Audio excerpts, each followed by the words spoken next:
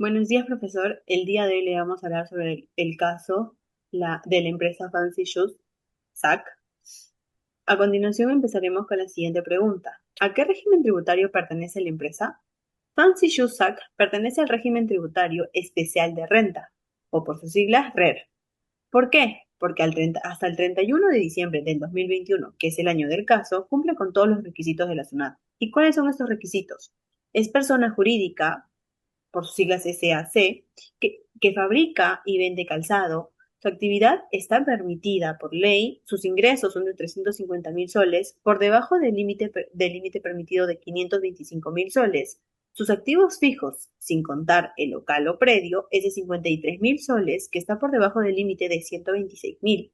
Sus adquisiciones tienen un total de 228.000, por debajo del límite de 525.000. Hasta ese momento contaba con 7 trabajadores, mientras que dentro del límite permitido para el RED son 10 trabajadores por turno.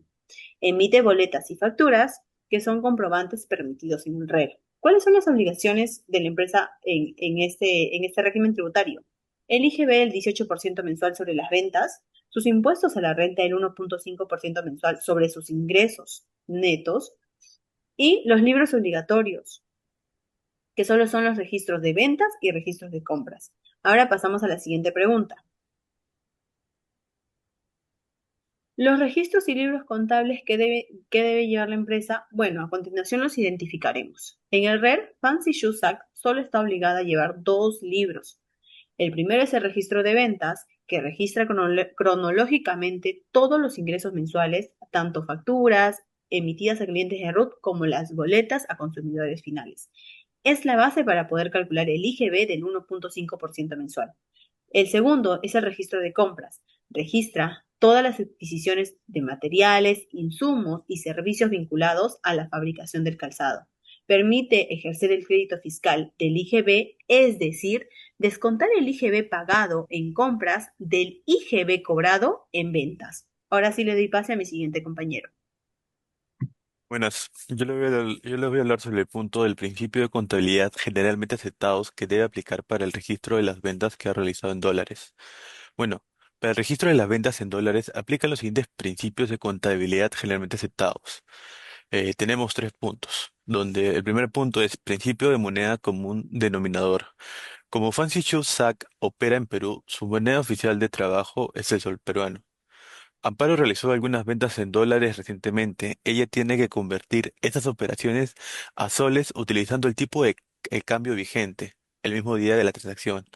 Esto es obligatorio para que toda la información contable del negocio esté expresada en una sola moneda y se pueda comparar sin problemas.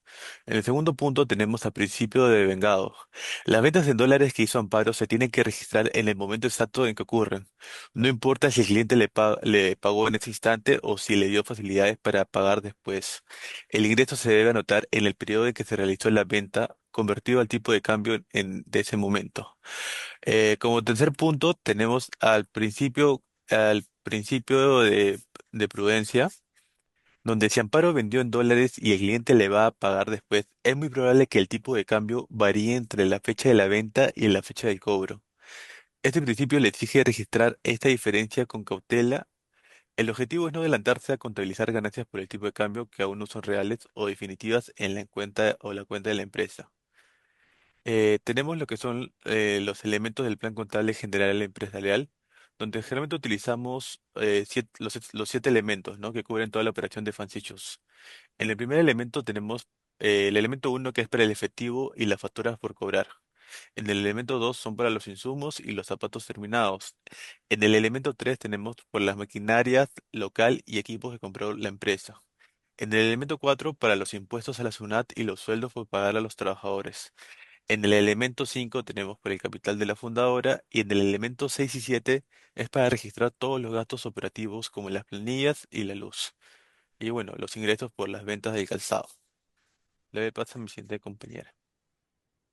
Vamos a responder ahora la pregunta de a partir de qué años debería acogerse a otro régimen tributario y cuáles son las obligaciones tributarias.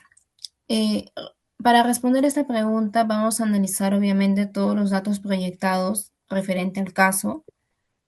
ya que si el monto de los ingresos netos va a superar los 525.000, será totalmente causal para dejar ya de pertenecer al RER para obviamente ingresar a lo que es el régimen MIPE tributario. Por ejemplo, en el año 2021, sus ingresos proyectados de la empresa Fancy eran de 350.000. Ahí vemos que no supera y por eso pertenece al RER. Pero ya en el año 2023 hay una variación porque ya sus ingresos están en 750.000. Entonces, al superar ello, cambia totalmente al régimen de ahora. Ahora, ¿qué obligaciones tributarias van a hacer ahora con este nuevo régimen que es el de régimen MIPE tributario? Va a haber un impuesto general a las ventas, va a haber también un impuesto a la renta y adicional a ello va a haber también un impuesto a la renta anual. También contestando la otra pregunta que, ¿qué libros o registros contables debe llevar la empresa si se acoge a este régimen actual que es el régimen MIPE tributario? Eh, lo que vamos a incluir aquí es más que todo el libro diario de formato simplificado, porque este va a registrar de una forma muy resumida y cronológica todas las operaciones contables diarias que va a hacer la empresa Fancy.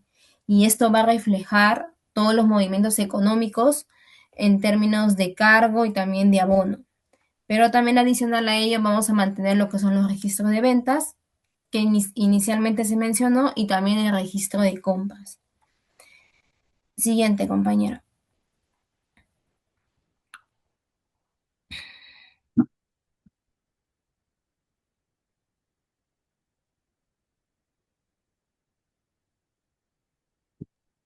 Ahora vamos a continuar con las preguntas. Con la primera pregunta, según el PCGA, ¿podría Amparo pagar menos impuestos como le recomendaron sus amistades? Y sustentemos el por qué. Pues bien, la respuesta es clara y concisa. No. Amparo no puede ni debe pagar menos impuestos de esa manera. Sus amigos le sugirieron dos cosas: pasar gastos personales como gastos de la empresa y no registrar todos los ingresos por ventas. Ambas acciones violan los siguientes PCGAs. El principio de ente, que es la empresa y la dueña, son entidades separadas e independientes. Los gastos personales de Amparo, como la ropa, alimentación, etcétera, jamás pueden registrarse como gastos de Fancy Shoes. El segundo principio es de equidad. La contabilidad debe reflejar la situación real y justa de la empresa. Ocultar facturas o inflar gastos adultera esta información financiera y no es conveniente. El tercer principio que se viola es el principio de prudencia. Se debe registrar la información de forma cautelosa, pero sobre todo real. Omitir ingresos o registrar gastos falsos es una falta directa a este principio. ¿Qué consecuencias tendría Amparo si realiza lo que sus amigos le aconsejan? Pues bien, estaría cometiendo evasión tributaria, sancionada por la SUNAT con multas económicas, intereses moratorios y hasta procesos penales. Lo que los amigos de Amparo le sugieren no es un ahorro tributario, es evasión tributaria y la diferencia entre ambas es una multa o inclusive la cárcel. Ahora sí continuamos con nuestras siguientes preguntas.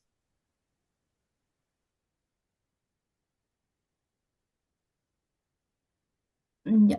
La última pregunta es, ¿cuáles son los meses que Amparo pagará más impuestos? De acuerdo a la información dada en el caso, tenemos que los meses donde va a pagar más impuestos son el mes de noviembre, octubre y diciembre. ¿Por qué? Porque en el régimen del RER se calcula aplicando el 1,5% sobre los ingresos netos mensuales. Por lo tanto, cuando tú tienes mayor ingreso mensual, mayor va a ser tu impuesto a pagar. Entonces, en estos meses ha habido mayores ventas en el año, lo cual genera automáticamente un mayor pago, tanto como en el IGB, como también en el NIR, ¿no? Y entonces esto coincide para que en conclusión pueda pagar más impuestos en estos meses y adicional a ello se calcula proporcionalmente a los ingresos de cada mes. Seguimos por último con el ciclo contable de la empresa. Hoy les hablaré más sobre el ciclo contable y su importancia dentro de una empresa. El ciclo contable es un conjunto de pasos que sigue una empresa para poder registrar, ordenar y controlar todas sus operaciones económicas durante un periodo determinado. Gracias a este proceso, la empresa puede conocer cuánto gana, cuánto gasta, cuál es su situación financiera real. El ciclo contable tiene varias etapas importantes. La primera etapa es la apertura de libros, donde la empresa registra sus saldos iniciales como el dinero en caja, maquinarias, muebles y capital. La segunda etapa es el registro de operaciones. Aquí se anota todas las transacciones que realiza la empresa, por ejemplo, compras, ventas, pagos de sueldos, impuestos, servicio básico. Todas estas operaciones deben tener comprobantes como facturas o boletas. La tercera, la tercera etapa es registro del libro diario, donde cada operación se registra aplicando el principio de partida doble, es decir, todo lo que entra se registra en el debe y todo lo que sale se registra en el haber. Después que viene el libro mayor, donde las operaciones se clasifican por cuentas por caja, ventas, compras y bancos. La quinta etapa es el balance de comprobación, que sirve para poder verificar que todos los registros estén correctos y que en el debe sea igual al haber. Luego se realiza el ajuste contable como la depreciación de activos o diferencias de cambio para mostrar la información más exacta. Después de elaborar los estados financieros que permite conocer la situación económica de la empresa, ya que finalmente se realiza el cierre de libros, donde se determina si la empresa obtuvo ganancias o pérdidas. La importancia del ciclo contable es muy grande porque permite conocer la situación financiera de la empresa, facilita la toma de decisiones y ayuda a poder cumplir correctamente con el pago de impuestos ante la SUNAT. Además, nos mantiene toda la información ordenada y confiable. En conclusión, todo el tema que hemos buscado con mis compañeros, el caso de Fancy Shoes Sack, demuestra que aplicar correctamente el sistema tributario y la contabilidad es muy fundamental para poder que el crecimiento de una empresa, actualmente la empresa permanece en el régimen especial de la renta o RER, ya que cumple con todos los requisitos establecidos por la SUNAT. Sin embargo, debido al aumento de ingresos desde el año 2023, deberá pasar el régimen MIPE, tributario o RMT, lo que implica mayores obligaciones contables y tributarias. Eso refleja el crecimiento positivo del negocio. Finalmente, este caso demuestra que la contabilidad no solo sirve para poder cumplir como ley, sino que también como una herramienta muy importante para organizar, controlar y hacer que crecer una empresa. Muchas gracias.